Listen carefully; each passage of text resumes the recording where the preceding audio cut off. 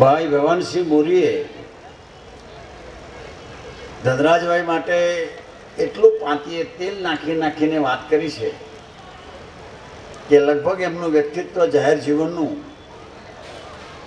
એમાં સમય ગયું છે. પણ એ બધા કરતાં ધનરાજભાઈ કેટલા બધાના દિલમાં છવાઈ ગયા છે ક્યારનો હું જોઈને અવાગત થઈ ગયો છું. આટલા વર્ષોમાં 84 વર્ષની ઉંમરમાં જાહેર જીવનના છેલ્લા 56 વર્ષથી જાહેર જીવનમાં છું. પણ એક વ્યક્તિના દિલમાં આટલા બધા લોકો સ્થાન પામી શકે એવો પ્રસંગ પહેલો હું આવો નિવાળું છું. તે કોઈ રાજકીય નથી. હું તો અહીં ખાસ આવ્યો છું ખાસ તો ધનરાજભાઈ માટે છે. મને માણસ ગમે છે. અહીં જે ભાઈ ભવાનીસિંહભાઈ કીધું એ બેસણાનો માણસ છે, એનો હું સાક્ષી છું. અને મને જ્યારે સામાન્ય માણસના કોઈ આંસુ સાથે આંસુ પોતાની સંવેદના ભેગી કરે છે, સામાન્ય માણસની વેદના એ સમજી શકે છે, એવો માણસ જ્યારે જોઉં છું ત્યારે હું માનું કે એ માણસ નથી પણ દેવીત્વ કોઈ એના આશીર્વાદ છે. ધનરાજભાઈને હું પોલિટિકલ કાર્યકર જોતો નથી, ધારાસભ્ય તારે મેં જોયા નથી.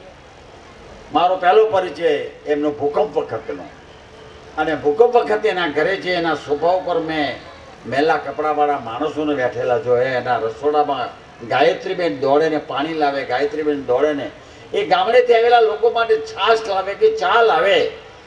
એના દીકરાઓ બે ખડે પાડે વખત તારો તો પાણેલા દીકરાઓ નહોતા મારો ખ્યાલ નથી.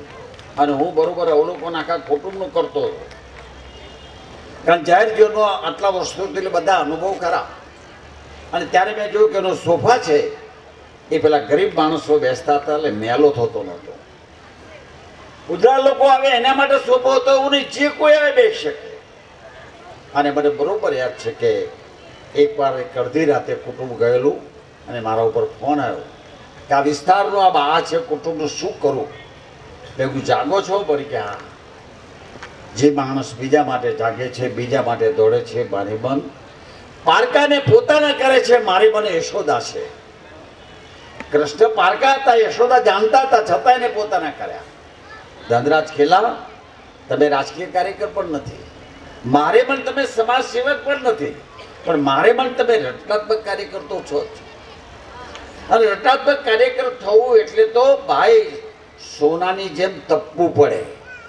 બધા કાર્યકરો થવું સહેલું, પણ રચનાત્મક કાર્યકર થવું એટલે સાધુ કરતા પણ કઠિન કામ છે. મેં ભાગ્યે જ આવું કુટુંબ જોયું કે જેનું કુટુંબ આખું એની સાથે હોય.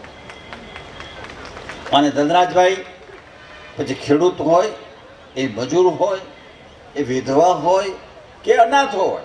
મારા અનાથ આશ્રમમાં ધનરાજભાઈ રડતા મેં જોયા છે. બધા તારે એવા બાને મળે ત્યારે રડે ને, એમના બાને જ્યારે પગે લાગ્યા ગયા ત્યારે એમને આંખો દર્દ આંસુ સર્યા, અને બાળપણના આંસુ હતા.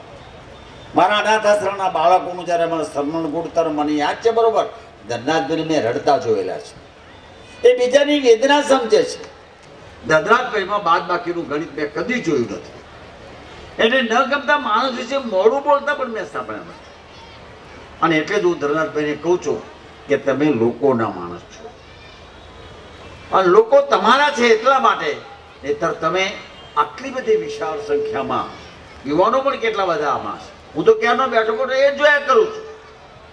સભાઓ ઘણી જોઈ છે, નથી જોઈ એમ ન માનશો, પણ જ્યારે ખોંખારો પડે ને તમારી સાથે આવીને ઉભો રહે ત્યારે માનજો તમારા પોતાના છે, સ્વજન છે. ધનરાજભાઈ, આજે તમને અભિનંદનના અધિકારી તો છો જ, બે મદદથી. સાથે સાથે એ પણ હું કહું કે વિવાહોના કામમાં સીજેનું જે તમારું કામ છે, અને આજે હું જોઈ રહ્યો છું કે ધનરાજભાઈ એક પછી એક વિશાળ ક્ષેત્ર સમાજના કેટલા બધા સમાજના લોકો અહીં આવ્યા. હું બેઠો બેઠો એ જ અવલોકન કરતો હતો કે હું એક 20 વર્ષ પહેલાના ધનરાજભાઈને જોયા અને મેં આજના ધનરાજભાઈને જોયા. ધનરાજભાઈ, તમારી લીટી મોટી થતી ગઈ છે, નાની થઈ જ નથી, અને હજુ મોટી થશે. તમે ચિંતા કરતા નહીં, કારણ કે આટલા લોકોની દુઆ તમારી સાથે છે, આટલા લોકોની આંખોમાં તમે વસી ગયા છો. કોઈ નસીબદાર માણસ હોય છે કે જેની સાથે આટલો મોટો સમાજ હોય છે, અને તમે કેવી કેડી કરી છે, એ કેવો ચીલો પાડ્યો છે કે આ જિલ્લામાં અત્યાર સુધીના બધા જ કાર્યકરોમાં તમે એક જુદી પાત્રના માણસ નીકળ્યા છો.